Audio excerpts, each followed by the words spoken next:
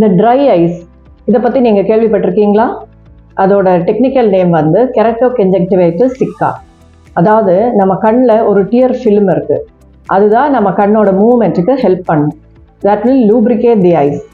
இப்போ ரொம்ப நேரம் சிஸ்டம் பார்த்தாலோ இல்லைனா ரொம்ப நேரம் பிரைட் லைட்ஸ் பார்த்தாலோ, இப்போ ஒரு ஷூட் எடுக்கிறோம், அப்போ வென் வி டோன்ட் பிளிங்க் நம்ம அந்த dear film secretion will be reduced. அப்போ நமக்கு ரொம்ப பர்னிங் சென்சேஷன் இருக்கும்.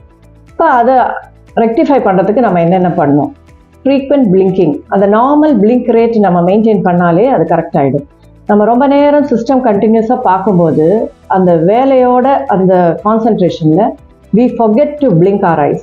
அப்போ this is very important. And every day at least 2 to 3 liters of water, adequate hydration ரொம்ப முக்கியம். ஐடி ப்ரொஃபஷனல்ஸ் ஜென்ரலி ஏசி கேபின்ஸில் தான் உட்காடுறோம். அப்போ அந்த ஏசி ப்ளோவர் வந்து ஃபேஸில் படாமல் இருந்தாலே நமக்கு அந்த ட்ரைனஸ் ப்ரிவென்ட் பண்ணுறதுக்கு ஹெல்ப் பண்ணும்.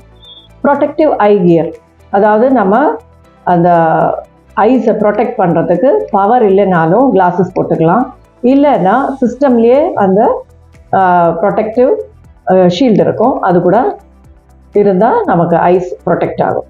தேங்க்யூ.